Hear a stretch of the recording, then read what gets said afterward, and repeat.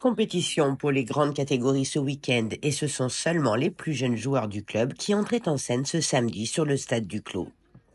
16 équipes en compétition ce samedi 16 novembre, les 3 équipes U13 qui entamaient la phase 2 de leur championnat. L'équipe 1 de coach Antoine Henry et Laurent Lucatelli recevait au Clos la première équipe de la poule C du championnat des deux, l'US Sassenage. Dès la première mi-temps, c'est une pluie de buts qui s'abat sur l'équipe jaune de Sassenage. En 30 minutes, le score est porté à 8-0.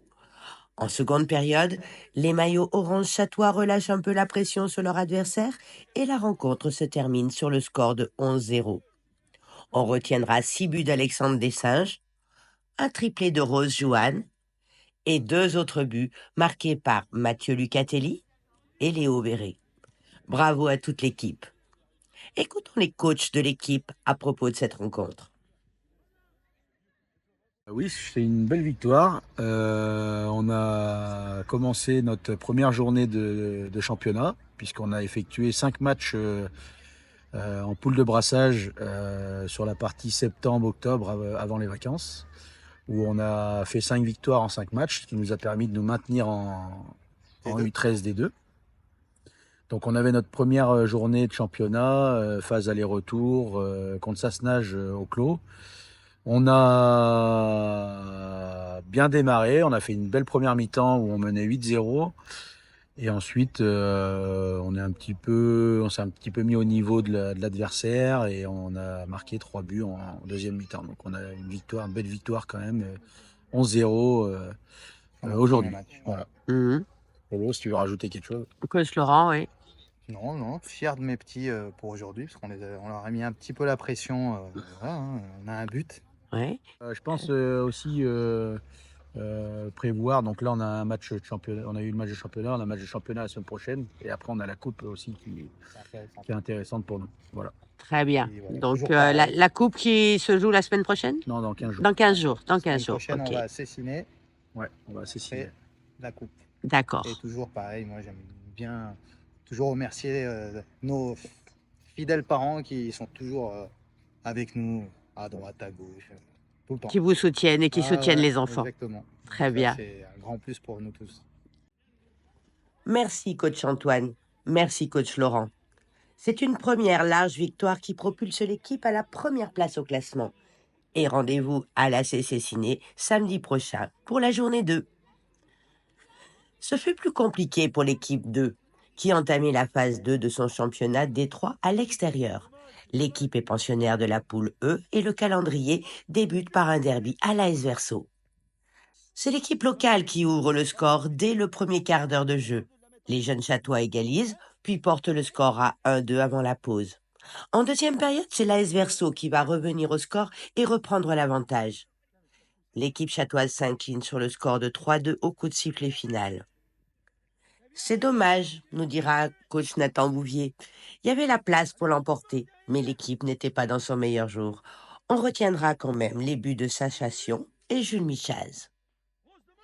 Match très compliqué à l'extérieur également pour les jeunes protégés de coach Quentin Favetto, qui évoluent désormais dans la poule D du championnat des Trois. Première équipe à rencontrer, le FC Noyaré. Les jeunes joueurs de Chat 3 ont eu comme un passage à vide et il s'en est suivi un résultat logique, une lourde défaite 8-1, très loin de refléter le potentiel habituel de l'équipe chatoise. Bravo à l'équipe de Noyaré pour sa belle prestation ce samedi. Les Bleus n'ont pas pu faire obstacle à cette équipe bien en place. Coach Quentin Favetto, un peu déçu, espère voir son petit groupe se ressaisir la semaine prochaine au Clos face à Échirol 4.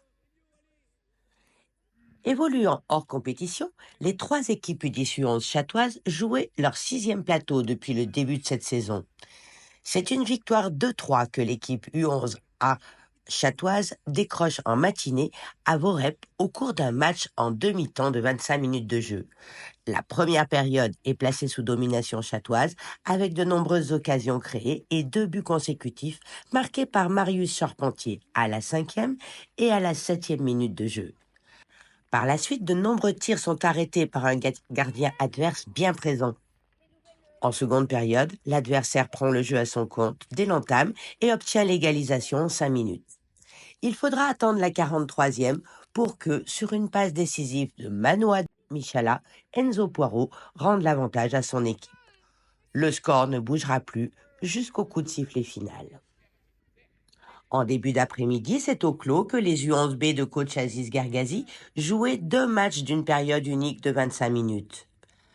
Contre une très belle équipe de Rives, la petite équipe chatoise s'incline 0-3 sans démériter. Le second match était un derby qui l'opposait à une belle équipe U11 de l'US Roclay. Malgré une domination roclaisienne tout au long de cette rencontre, ce sera seulement une courte défaite 1-2 pour les petits bleus qui auront tout donné pour protéger leur cage et auront réussi à inscrire un but par Hugo Servien. Écoutons coach Aziz Gargazi après match. Ça fut un plateau très très compliqué un peu au niveau du score parce que j'ai perdu les 2 matchs, mais malgré les scores qui sont pas bons du coup, je suis fier de mes joueurs parce que dans un premier temps, le jeu il était bien. On a commencé un peu à construire depuis 2-3 matchs, ça va. Malgré 2-3 petites erreurs, mais c'est pas grave, ça continue. On continue à travailler en entraînement, c'est mieux de plus en plus. Après, l'équipe, je suis dans le premier match contre Yves. Très très compliqué au niveau parce qu'ils étaient un peu meilleurs que nous. Après j'ai perdu que 3-0. Et même si j'ai tenu jusqu'à tout le match quoi. J'ai tenu. Deuxième match contre Roclay, très très bonne équipe de Roclay, par contre. Faut le dire. J'ai réussi à marquer, mettre un but. Mais on reste sur le score final de 2-1. Mais on a bien joué, bien défendu surtout. D'accord. Très très bonne défense. Ok. Et du coup, très très content de mes joueurs et on continue sur cette bonne lancée. Merci, coach Aziz. Pendant ce temps, c'est à Iso que se jouait le plateau de l'équipe U10 de coach Domingos Pereira et Zied Miri. C'est par un derby avec l'OSM que l'équipe chatoise démarre ce plateau. Très vite, l'ouverture du score est chatoise et le break est fait grâce à un pénalty accordé par l'arbitre.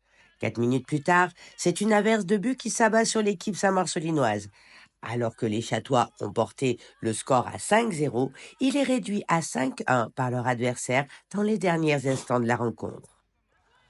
Le match suivant se joue contre l'équipe locale. Le score est serré. Chaque équipe marquant à son tour jusqu'à obtenir le 2-2. À 8 minutes de la fin de la rencontre, ce sont les Verts qui prennent l'avantage. Les derniers instants ne permettront pas au maillot orange chatois de revenir au score et la rencontre se termine sur une courte défaite 3-2.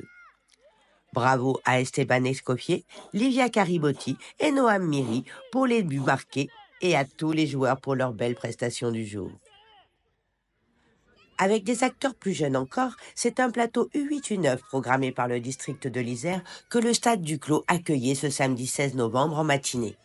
Dès 10h30, une quinzaine d'équipes étaient réunies sur le terrain pour se rencontrer et disputer 5 matchs de 12 minutes. À cet âge, le football se pratique à 5 joueurs contre 5 sur petit terrain. La surface du stade permet donc à 12 équipes de s'opposer simultanément.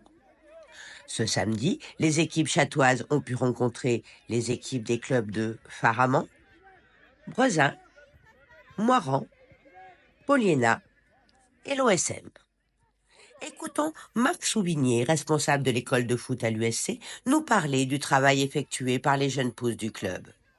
Alors, coach Marc, comment s'est déroulé ce plateau ce matin? Eh ben, avec le beau temps, donc ça c'est une première chose. Donc on a accueilli des équipes qui étaient hors secteur. On a beaucoup d'effectifs à Châtes, ce qui fait qu'on présente 4 équipes en U8 et potentiellement 3 équipes en U9. Donc ça fait des bons effectifs. Heureusement, on est nombreux à l'école de foot, donc ça c'est une bonne chose. Que dire de plus, si ce n'est que les objectifs qu'on a, c'est ceux donnés par l'école de foot. On essaie de travailler un petit peu ensemble là-dessus. Pour les U8 et les U9, là depuis 2 ans, on met en place en fait parallèlement au plateau des tests techniques. Donc, vitesse, technique individuelle, jonglage. Et le but du jeu, c'est qu'on essaye de faire progresser un maximum les gamins sur à la fois les plateaux et à la fois les entraînements. D'accord, ils sont contents de venir à chaque fois? Ils sont très contents de venir. Merci Marc. Sur les plateaux, on apprend à gagner des matchs, mais on apprend aussi à perdre. Ici, les matchs sont amicaux et les scores restent anecdotiques. Écoutons Titouan Saliba et Ilian Rank, coach de l'école de foot, s'exprimer sur leur expérience auprès des très jeunes footballeurs. Bah, bien passé, hein, compliqué dans le jeu, compliqué dans les résultats, mais bonne ambiance. Ouais. Bonne ambiance. C'est bien passé, hein, nickel. Ils progressent depuis le début de l'année? Ils progressent, ouais, on a des nouveaux, ceux qui sont là depuis longtemps, ils progressent aussi, donc c'est bien, c'est le principal. D'accord. Et quand ils perdent, ça se passe comment? Quand ils perdent un peu de frustration, Ouais. Un mais peu le moral dans les chaussettes. voilà. quoi. Ouais. un peu, Après, voilà, on leur montre le moral. on fait tout ce qu'il faut. D'accord, Faut surtout d'accord. les encourager, c'est très important. Donc, ils repartent contents dans tous les cas? Exactement, toujours. Exactement. D'accord. Et ce matin, beaucoup de matchs perdus, beaucoup de matchs gagnés? Ça dépend des équipes, Oui. essentiellement des défaites. Ouais. Mais après, on a su leur remonter le moral et tout. Et ils n'ont pas lâché, quoi. Ils ont tenu jusqu'au bout. Et ça, c'est vraiment un point positif. Ouais, il y avait des équipes qui ne connaissaient pas? Exactement, il y avait une équipe qu'on ne connaissait pas. Du coup, un petit peu de frustration au début du match. Ouais. Mais après, ça s'est déroulé impeccablement, quoi. D'accord. Merci Titouan. Merci Iliane. Merci aussi à tous les clubs qui ont fait le déplacement.